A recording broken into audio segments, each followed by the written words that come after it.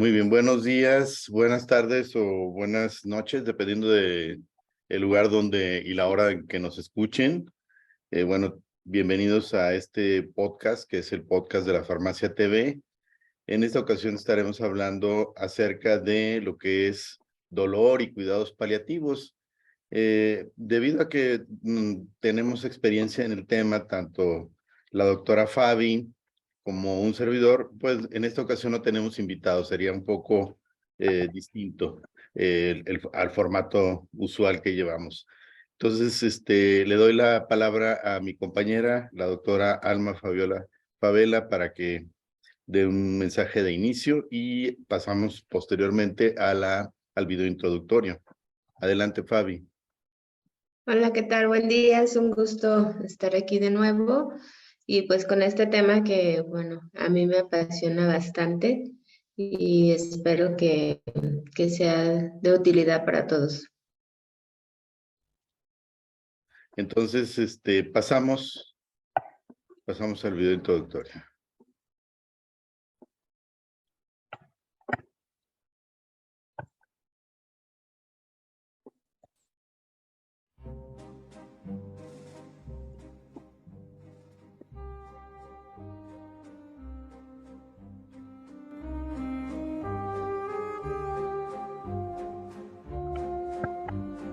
Las enfermedades no transmisibles y o crónicas son afecciones de larga duración con una progresión generalmente lenta. Los 4 grupos principales de enfermedades no transmisibles son enfermedades cardiovasculares, por ejemplo, los infartos de miocardio o accidentes cerebrovasculares. Cáncer. Enfermedades respiratorias crónicas, por ejemplo, la neumopatía obstructiva crónica o el asma. Enfermedades metabólicas, diabetes, insuficiencia renal crónica. El diagnóstico tardío y el deseo de recibir tratamiento curativo, independientemente de las posibilidades de beneficio, en ocasiones excluyen de manera equivocada implementar un manejo de cuidados paliativos oportunos. En México, un porcentaje importante de pacientes con enfermedades no transmisibles en fase avanzada podrían aliviar su sufrimiento y mejorar la calidad de vida al incorporar la medicina paliativa al continuum de la atención médica. Los cuidados paliativos tienen como principal objetivo prevenir y aliviar el sufrimiento, así como brindar una mejor calidad de vida, tanto física, anímica, emocional y espiritualmente. A quienes están viviendo una enfermedad crónico-degenerativa o grave terminal, los cuidados paliativos son apropiados en cualquier edad y en cualquier etapa de una enfermedad. Una persona puede recibir dichos cuidados durante toda la enfermedad, incluso cuando está recibiendo tratamiento activo para su enfermedad. Los cuidados paliativos pueden incluir medicamentos para controlar el dolor, las náuseas y otros síntomas, ayuda con necesidades emocionales y espirituales, apoyo para ayudarle a entender mejor su enfermedad y diagnóstico, asistencia para tomar decisiones médicas, coordinación con sus otros médicos, seguridad de que todas sus necesidades de cuidado físico, emocional, espiritual y social están siendo atendidas. Además de las necesidades de la persona enferma, los cuidados paliativos también cubren las necesidades de la familia, los cuidadores y los amigos. Los cuidados paliativos buscan que todos puedan dedicarse a vivir la vida y no la enfermedad. La valoración inicial la realiza un médico con formación en el tema. Posterior a esta, establece en conjunto con la persona y su familia los objetivos terapéuticos para cada dimensión y proponer una valoración de otros profesionales de la salud como farmacéuticos, enfermería, psicología, terapeutas, si el caso lo amerita. Una vez finalizadas las valoraciones correspondientes, se define un plan de tratamiento y seguimiento a través de visitas periódicas para conseguir los objetivos planteados. Si tienes alguna duda, acércate con tu farmacéutico. Él podrá orientarte en estas y otras cuestiones relacionadas con la salud y el medicamento.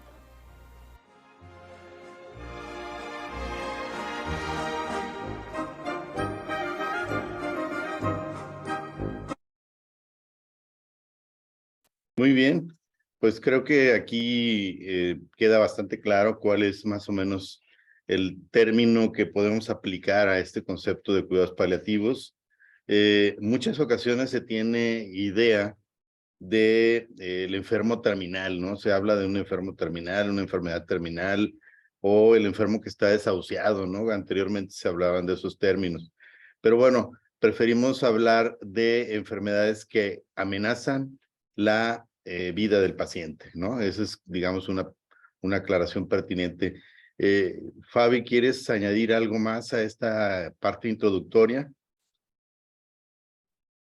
Sí, pues que los cuidados paliativos, aparte de lo que se menciona en el video y lo que tú mencionas, pues se trata de dar atención a aquellos pacientes que no es posible, por ejemplo, trasladarse propiamente a una institución de salud, que se les dificulta, que ya no, en general, son cuando el paciente ya no se puede aliviar o tratar una enfermedad en sí, sino que pues solamente se dan tratamientos para paliar o, dícese de otra forma, para disminuir alguno de los síntomas. Por eso es que en general pues se habla de pacientes con terminales, principalmente con cáncer, pero pues también puede haber pacientes con artritis reumatoide, con complicaciones de la diabetes, etcétera. En general, pues son pacientes con enfermedades crónicas degenerativas que pues ya no tienen o sea, no vamos a aliviar su enfermedad, pero sí vamos a apoyarle en tratar los síntomas que están teniendo y que por la propia enfermedad y que algunas veces por los medicamentos se va complicando su cuadro, ¿no? Pues el objetivo final es que el paciente tenga una calidad de vida, ya sea si le queda un año, un mes o 10 años de vida, bueno, procurar que tenga calidad de vida.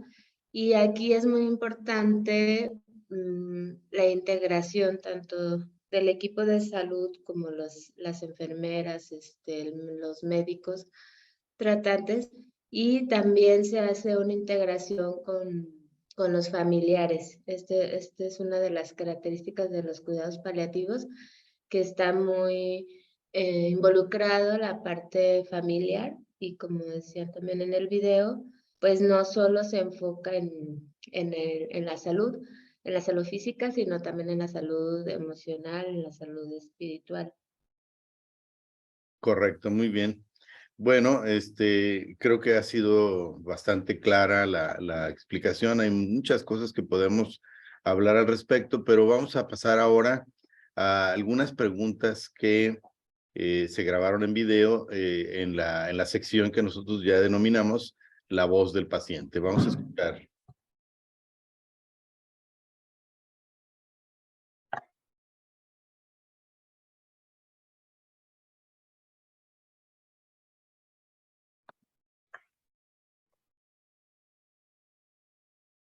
Cuidados paliativos. No, exactamente no sé, pero me suena como cuidados adicionales a lo farmacéutico. ¿Qué le digo? Que no sé. Pues no sé. Bueno, los cuidados paliativos, según tengo entendido, son tratamientos que se dan a personas ya en fase terminal para ayudarlos a partir, pues lo más ligero posible en cuanto a dolores se refiere.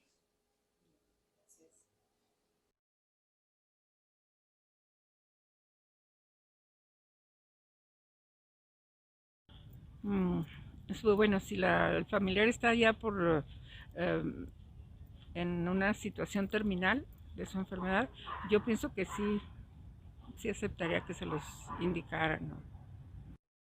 Pues si con eso descansa del dolor y todo, pues me parece muy bien.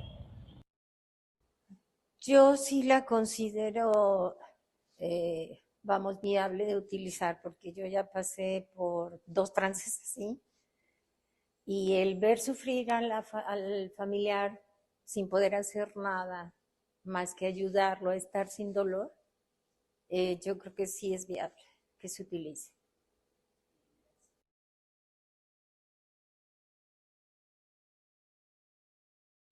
Pues es cuando los duermen. No, sedación paliativa no.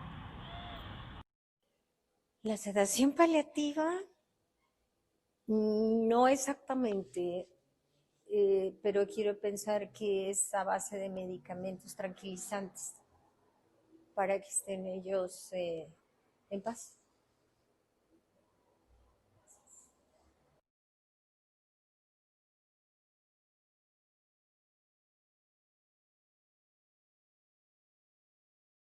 Muy bien, pues digo, creo que aquí surgen varios comentarios, ¿no? En general hay un desconocimiento acerca de qué es cuidados paliativos. Ya comentamos un poquito al respecto, pero sí me gustaría hacer una aclaración que hay varios tipos de cuidados paliativos. Unos se denominan cuidados paliativos, por ejemplo, tempranos, que es una condición en la que el paciente a lo mejor todavía está muy funcional, es decir, funciona perfectamente en su vida, puede hacer muchas actividades de su vida cotidiana. Ahorita les explicamos un poquito cómo se evalúa esa parte, ¿no? Desde el punto de vista de salud. Por otro lado, además de eso, apenas están iniciando con con su enfermedad, no ha progresado, no ha tenido un progreso muy importante o muy avanzado. Entonces es tiempo de empezar a prever, ¿no? A prever qué es lo que sucede. O sea, más bien se sabe qué va a suceder y hay que, pues, actuar en consecuencia, ¿no? Y darle, pues, ya sea que cambie su estilo de vida, ¿no? Algunas cosas de su estilo de vida, alimentación, etcétera, higiene de sueño, ¿no? Varios detalles de esa naturaleza, o que requiera cierto tipo de medicamentos previamente antes de que empiece a desarrollar algunos problemas de salud más importantes.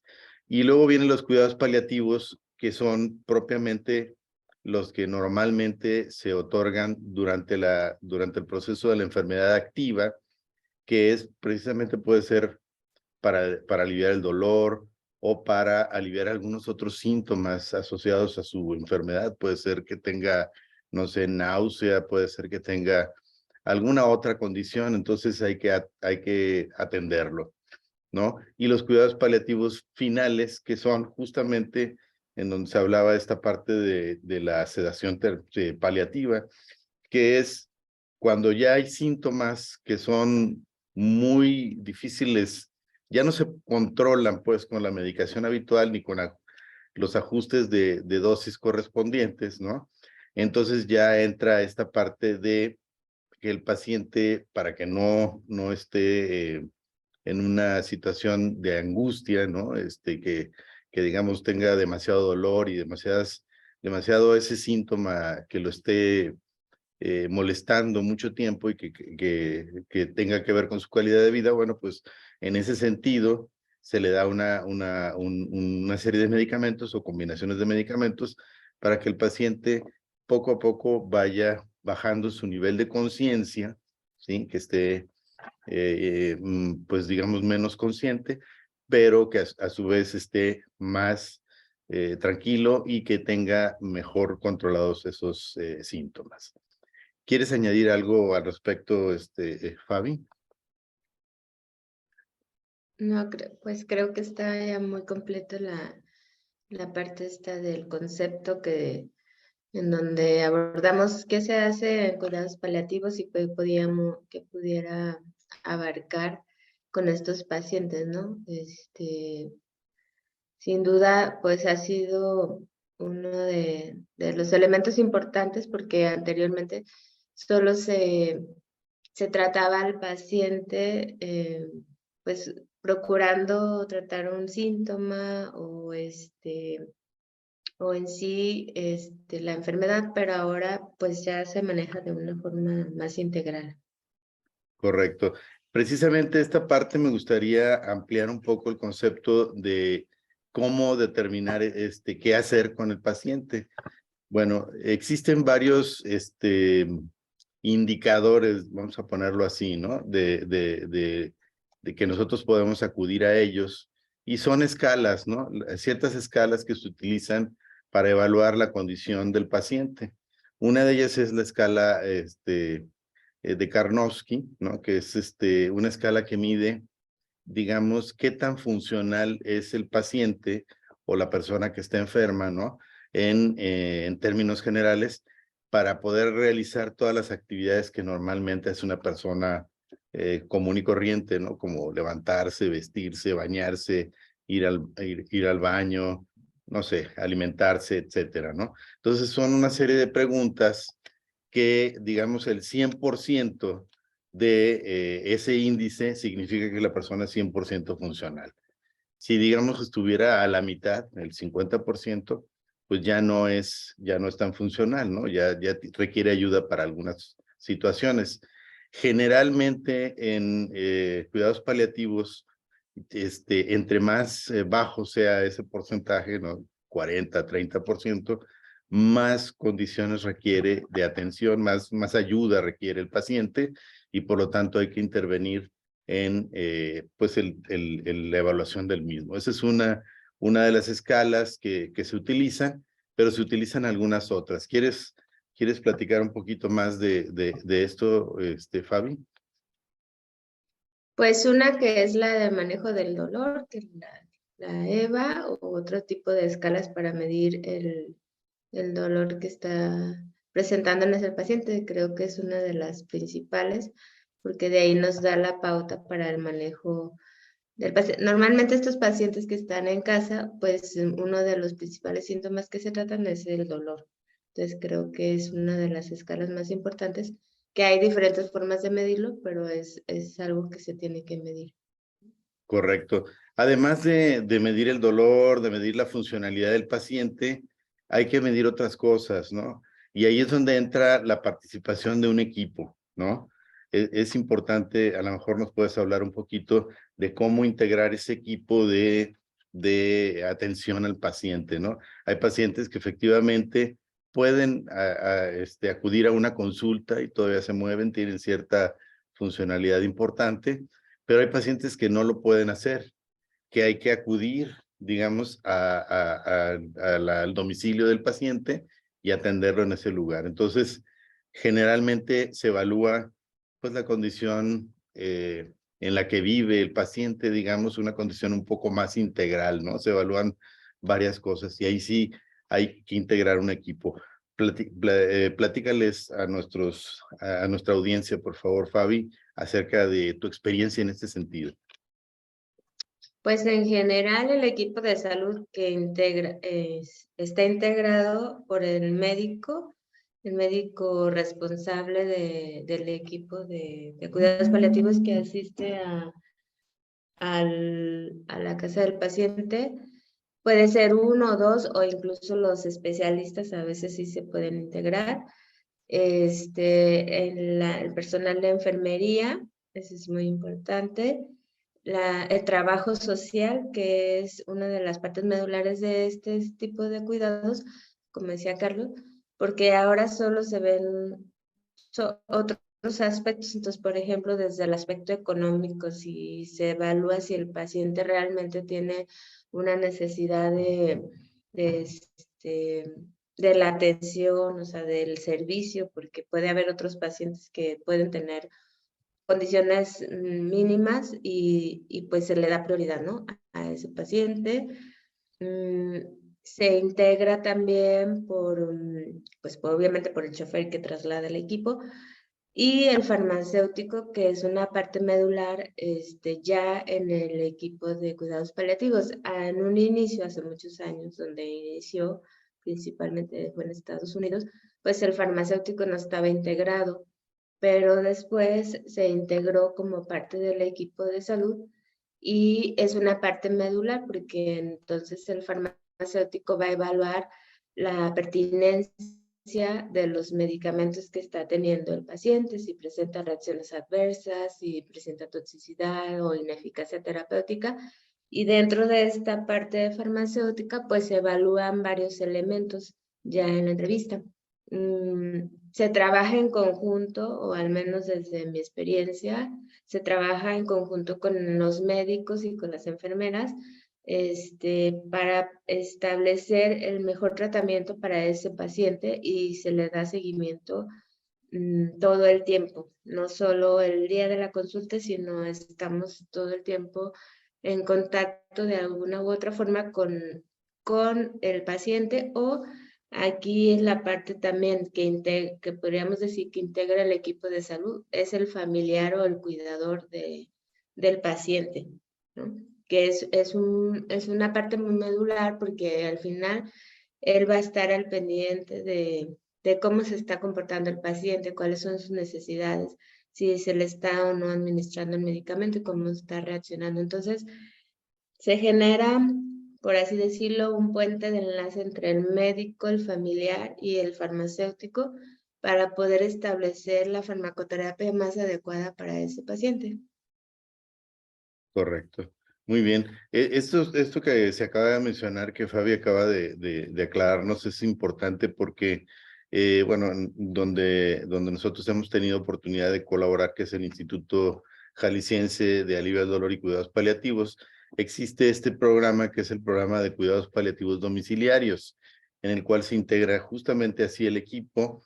También se añade al psicólogo, ¿no? Que generalmente va para evaluar al paciente desde lo que se llama una esfera biopsicosocial, es decir, el aspecto biológico, la condición de salud que presenta el paciente, que hay que evaluarla desde el punto de vista médico, ¿no? Digamos, el diagnóstico clínico, la condición clínica que tiene, además de el entorno en el que se desenvuelve, porque muchas veces los pacientes no tienen una red de apoyo, ¿no?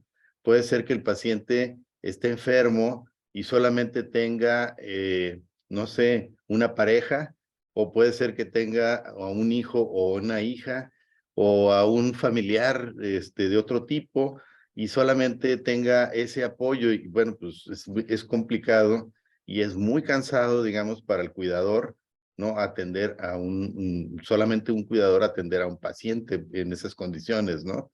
Entonces, esa parte también se evalúa, por supuesto, el aspecto psicológico del paciente. Muchas veces este tipo de pacientes cursan con problemas de depresión, problemas de ansiedad, a veces no pueden dormir o tienen invertido el ciclo de sueño y vigilia. En fin, hay muchas condiciones que hay que considerar, y pues esto se hace precisamente visitando al paciente, visitando a la persona enferma en su lugar, evaluando todas las condiciones que hay alrededor de su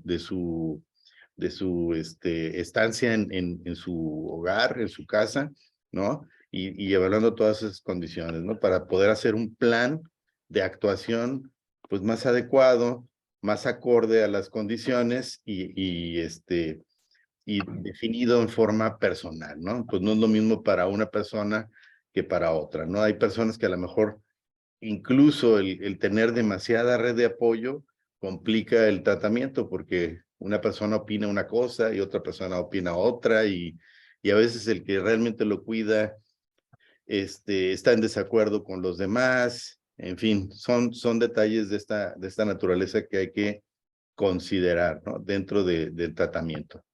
Muy bien, algo que nosotros habíamos platicado era, pues plantear algunos casos clínicos que hemos observado en el transcurso de nuestra experiencia atendiendo a este tipo de pacientes.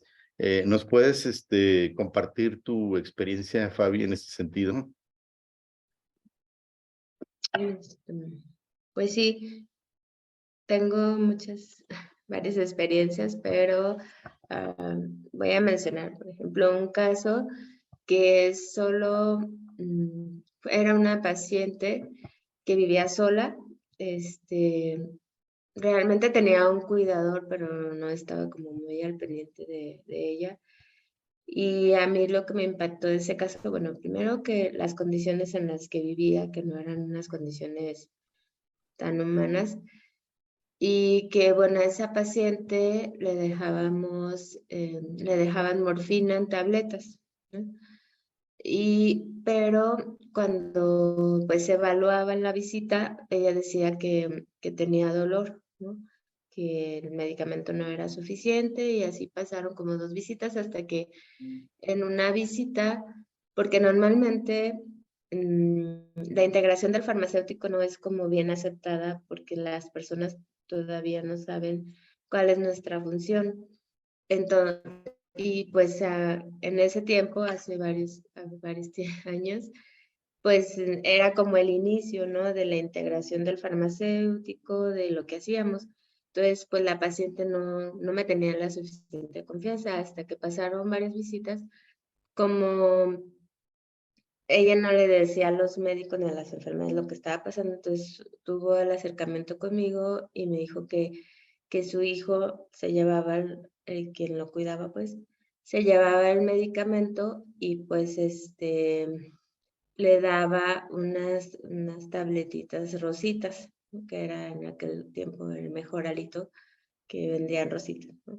Entonces, bueno, la paciente seguía teniendo dolor y pues se decidió quitarle la morfina en tabletas para que su hijo no se las llevara y se le aplicó una bomba de infusión. Entonces,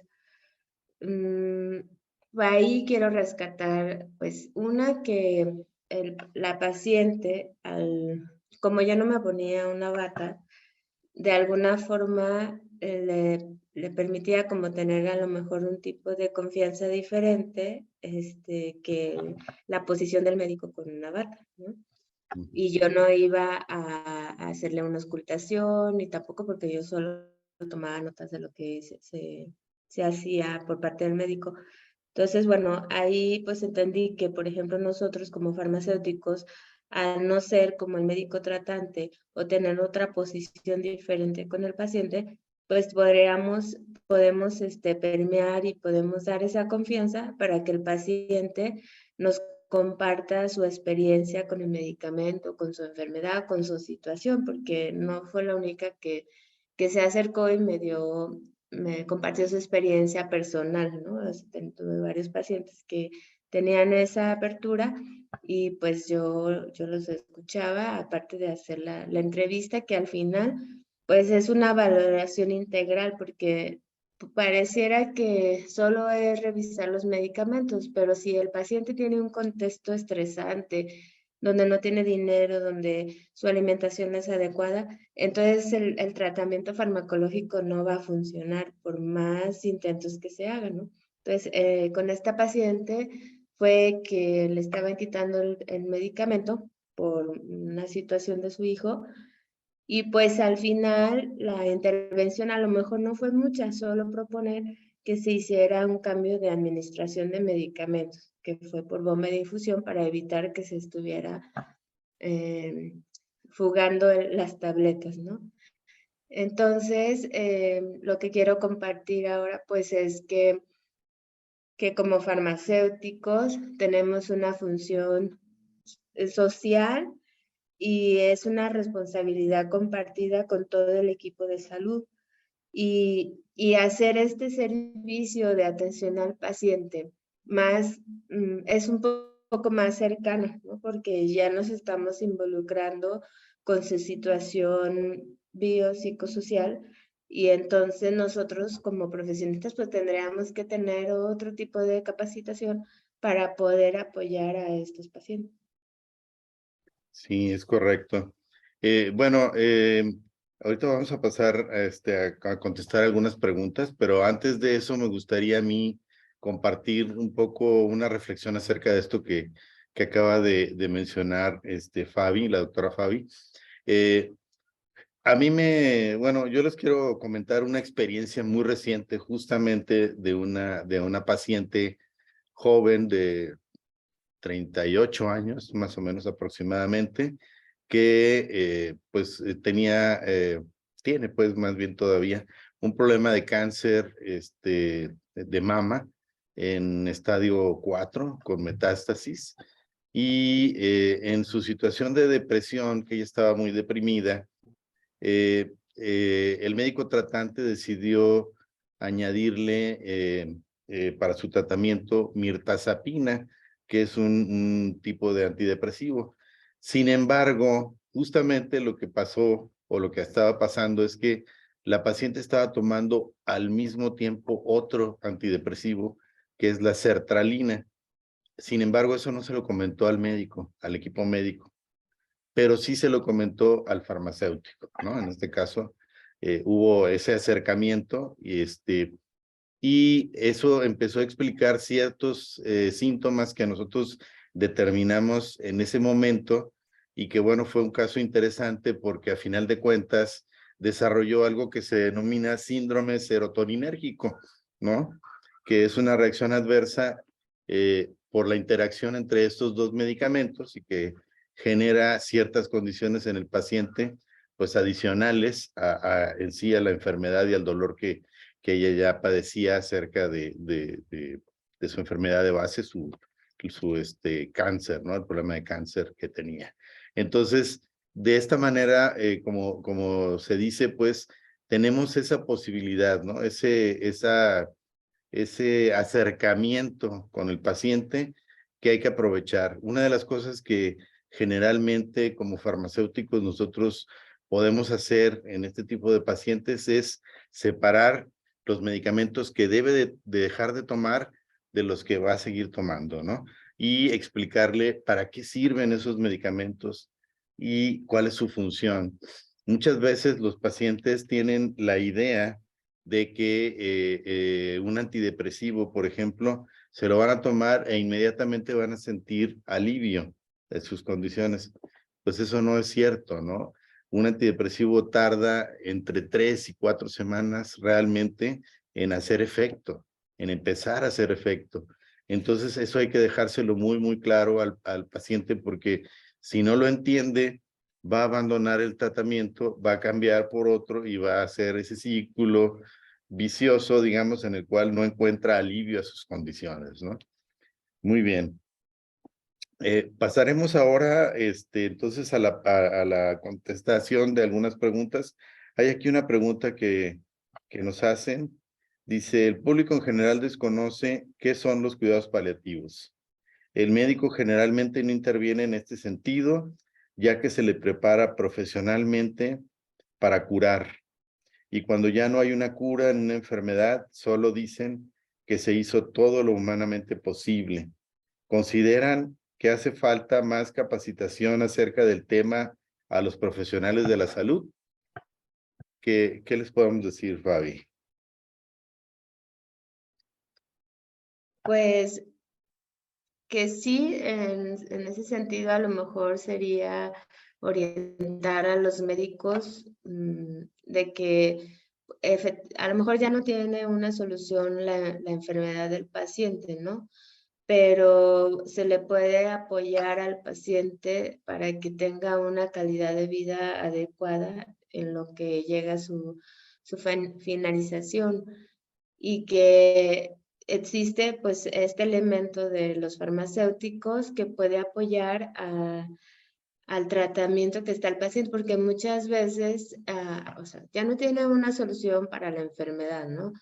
Pero está teniendo muchas complicaciones de salud, no sé, una reacción adversa, bueno, un síntoma que al final es una reacción adversa que el paciente está presentando o es una interacción con los medicamentos que dentro de mi estancia, por ejemplo, en Palía, yo encontré que muchos de los medicamentos antidepresivos para el dolor o igual en otras instituciones o de manera privada, se da esas interacciones, ese riesgo de reacciones adversas para los pacientes y a veces el síntoma o la enfermedad que padece el paciente está asociado con, con un medicamento que está usando el paciente. Así rápidamente recuerdo una paciente que tenía un medicamento, un corticoide, 5 años utilizándolo, y entonces ella ya había visitado muchos médicos porque tenía alteraciones cardíacas,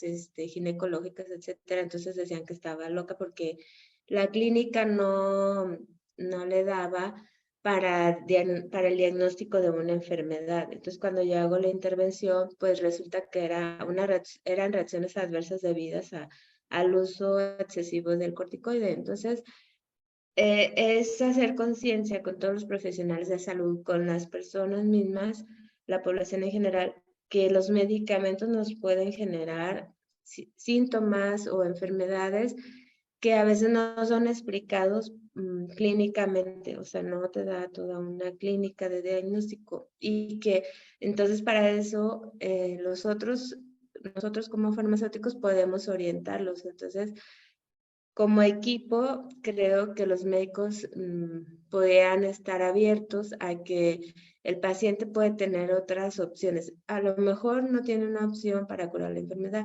pero tiene opciones para mejorar su calidad de vida en ese momento, ¿no? Correcto, sí es importante todo esto.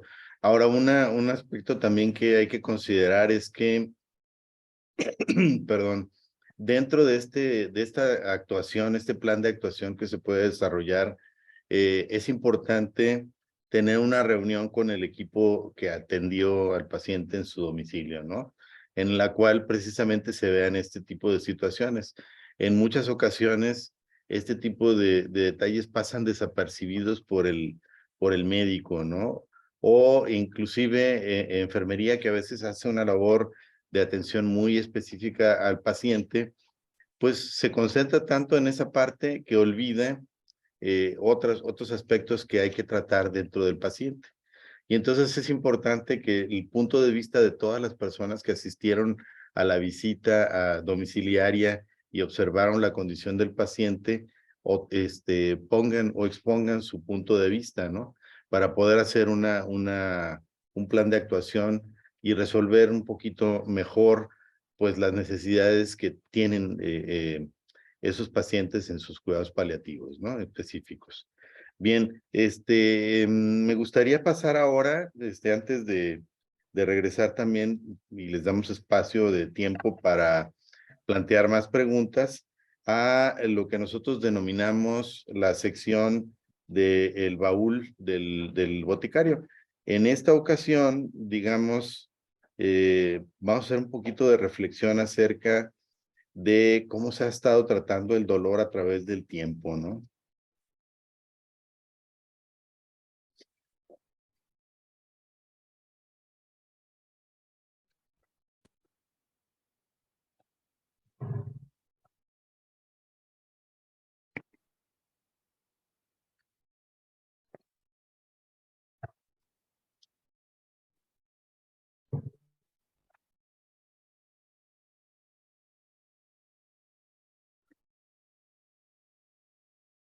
Muy bien. Bueno, vamos a leer un poquito de algunas cosas que nos encontramos por ahí, un texto muy interesante que habla de el dolor y su tratamiento a través de la historia. Ahí vemos, por ejemplo, unas tabletas, ¿no? Que tienen justamente morfina, ¿no? A propósito de todo esto, es importante mencionar que, bueno, hay que desmitificar un poco el uso de este tipo de medicamentos, porque a veces se les tiene miedo, ¿no? Se les tiene miedo a tratar a los enfermos con esas condiciones, ¿no? Bueno, déjenme leerles algunos pequeños textos, no muchos, para que veamos aquí cosas interesantes. Dice, por ejemplo, aquí que en 1844 el doctor Smile Derby de New Hampshire hizo respirar una mezcla de opio y éter a un sacerdote con tuberculosis para aliviar tos y dolor. Es decir, vean más o menos cómo se les ingeniaba, ¿no? Con las condiciones que tenían en ese momento para hacerlo. Luego habla de otra persona, Horacio Wells, un joven dentista de la ciudad de Hartford, en Connecticut, que se merece el honor de ser uno de los pilares de la anestesia moderna, ya que durante los días del 10 y 11 de diciembre de 1844, mientras presenciaba una exhibición pública de gas hilarante, es el óxido nitroso, ¿no? Realizada por por Gardner Quincy Colton, una persona, observó cómo uno de los presentes no padecía dolor alguno después de haber inhalado y haberse destrozado uno de los muslos en una caída, ¿no? Entonces, de esa manera, pues le surgió la inquietud, intrigado y buscando aliviar el dolor de sus pacientes, inhaló él mismo el gas y se dejó extraer un diente por otro dentista sin dolor alguno. Y bueno, pues ahí nació, de alguna forma, esta situación de la anestesia, ¿no? Entonces, es importante, ¿no? Considerar ese aspecto. Bueno, una más para terminar. El 30 de septiembre de 1846, William Thomas Green administró, Williams Thomas Green, Morton, discípulo de Wells y dentista en Boston, administró anestesia a un paciente, Evan H. Frost, extrayendo exitosamente un diente y sin dolor, cuando esta persona solicitó que se le hipnotizara, ¿no? Pero Morton buscaba un agente para aliviar el dolor y usó éter sulfúrico en vez de ya el conocido óxido nitroso. Entonces, la idea de utilizar este gas se obtuvo con la probabilidad de que un profesor de química de la Facultad de Medicina, el doctor Charles Jackson, sin duda hizo los experimentos de Wells en 1845 y demostraron públicamente, ¿no? Que de manera premeditada, el éxito de utilizar el éter sulfúrico como anestésico general en el Hospital General de Massachusetts. Y bueno, el paciente fue un joven de 17 años, conocido como Gilbert Abbott, a quien el reconocido cirujano Collins Warren le extirpó sin dolor un tumor cervical y dejando asombrados a todos los presentes, ¿no? Entonces vemos que así de alguna forma o de otra han surgido este tipo de avances, ¿no? A través del tiempo y cómo se han utilizado pues para el manejo del dolor asociado a ciertas condiciones, ¿no? Solamente como mera reflexión al respecto de este tema que estamos tratando. Muy bien. Pasamos a una sección de preguntas, yo creo, ¿no? Vamos a ver si hay alguien que tenga alguna pregunta por ahí. Bueno, no veo ninguna otra pregunta. ¿Quieres comentar algo, Fabi, en relación a todo esto? Pues nada, que integrar los cuidados paliativos en los pacientes es una actividad que yo creo que ya se está volviendo necesaria, no opcional, con el fin de darle un enfoque más humanístico al tratamiento del paciente y no solo enfocarse en aliviar o tratar una enfermedad en sí, sino que de pronto el paciente tiene otras necesidades que a veces un tratamiento no es suficiente, sino a lo mejor necesita una terapia psicológica o otro tipo de integración del paciente para que la enfermedad pueda evolucionar favorablemente. Y lo vemos, bueno, al menos yo lo vi con muchos pacientes en donde su necesidad era más la atención, la compañía, la integración social que en sí un medicamento que pudiera necesitar.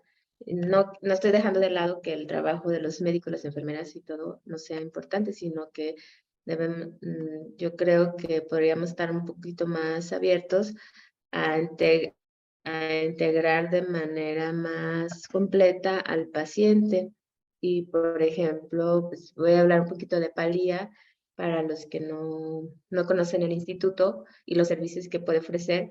Pues ahí se maneja el dolor, pero hay diferentes tipos de terapias que se pueden aplicar, por ejemplo, la musicoterapia, hay sesiones psicológicas, o de otro tipo Y también es importante el acompañamiento de los pacientes y de los cuidadores, porque, por ejemplo, si hablamos de un paciente con enfermedad terminal y una vez que se muere el paciente o en el proceso de, pues el cuidador es realmente la persona que más apoyo necesita, porque es muy pesado estar cuidando a un enfermo, y pues cuando se muere, pues el duelo, ¿no? Entonces, en Palía, por ejemplo, tienen programas de apoyo, de acompañamiento tanatológico, y esto, bueno, creo que es ver un poquito más allá de solo al paciente y su enfermedad, sino considerar pues todo el entorno. Muy bien, excelente. Esta parte es muy importante porque generalmente, por desgracia, el conocimiento justamente de las actividades que llevamos a cabo nosotros en el instituto, pues son poco conocidas digamos, por muchas situaciones externas, ¿no? Al mismo. Pero digo, qué bueno que se hace este énfasis. De todos modos, yo añadiría que este servicio se puede otorgar a las personas independientemente de si son derechohabientes o no, no sé, del Seguro Social o del ISSSTE o de X, de alguna otra. Cualquier persona que vaya al instituto, que presente un comprobante de domicilio, una identificación oficial y un resumen clínico de su condición que amerite un tratamiento de esta naturaleza, va a recibir el servicio. Esto es importante aclararlo, no hay una condición adicional, ¿no? Con eso es suficiente, pero sí hay que tramitarlo.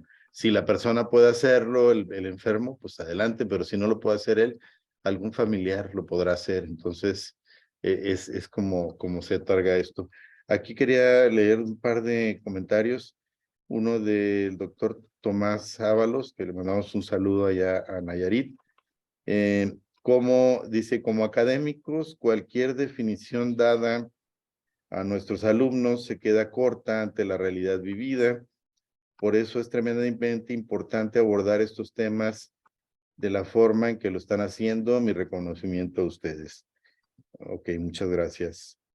Y acá viene, dice María Guadalupe Flores, para todos, dice, leí por ahí esta frase que me gustaría compartir. Cuando puedas curar, cura. Si no puedes curar, alivia. Y si no puedes aliviar, consuela. Pues justamente mucho de esto es lo que tiene que ver con el aspecto de los cuidados paliativos, ¿no? Justamente. Muy bien. Bueno, yo para finalizar podría comentar lo siguiente, ¿no? La labor del equipo de salud y integrar al farmacéutico, este equipo de salud, para atender este tipo de necesidades de cuidados paliativos en los pacientes, ya sea que padezcan dolor crónico o ya sea que estemos en cuidados paliativos tempranos, en cuidados paliativos en sí o en cuidados paliativos finales, en la atención del paciente, cualquiera de ellas, de esas condiciones, es importante considerar el trabajo del farmacéutico porque puede dar un manejo más integral al mismo, ¿no? El análisis de casos clínicos como estos, que pues como estos podríamos darles muchísimos ejemplos, ¿no? Yo tengo demasiados ejemplos que hay algunos que se te olvidan, que no se te olvidan nunca, digamos, ¿no? La lección, el mensaje que te dejó, ¿no? El atenderte este tipo de situaciones. Yo diría que esto es una oportunidad que tenemos nosotros de hacer o de dignificar el trabajo del farmacéutico dentro del equipo de salud, ¿no? El simplemente platicar con el paciente y otorgarle información acerca de cuándo es conveniente que se tome sus medicamentos, por qué es importante que a lo mejor no se tome 3 tabletas al mismo tiempo. Cosas de esa naturaleza a veces hacen una diferencia sumamente importante, ¿no? Muy bien, pues si gustas un mensaje final, Fabi, alguna conclusión, lo que quieras añadir. Pues gracias. Sí, que apoyo lo que comentas. Nosotros como farmacéuticos podemos no solo orientar en la resolución de una reacción adversa, sino bueno, también desde la búsqueda de un medicamento, dónde lo pueden adquirir, cómo se va a adquirir, etcétera. Podemos apoyarlos en ese sentido o bueno, en Valía, por ejemplo, a través de la interacción con trabajo social hasta poder ayudar al paciente para que obtenga un medicamento cuando no lo puede adquirir. Esa es una también de las funciones que se pueden hacer. Y pues nada, que nos permitamos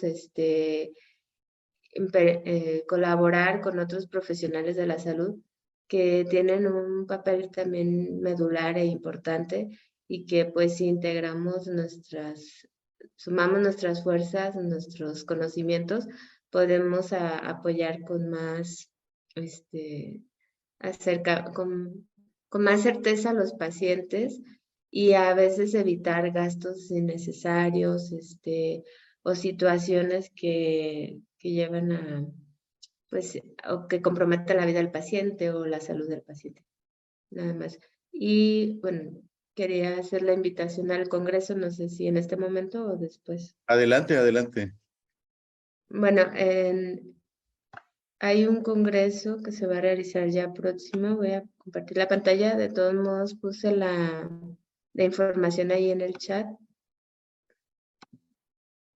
Es el 4º Congreso de Manejo, Calidad y Seguridad de Medicamentos y tiene un valor curricular 30 horas con aval de la UDG y está dedicado dirigido, perdón, a médicos, químicos, químicos farmacéuticos, farmacobiólogos, profesional farmacéutico, enfermerías, personal de farmacia, etcétera.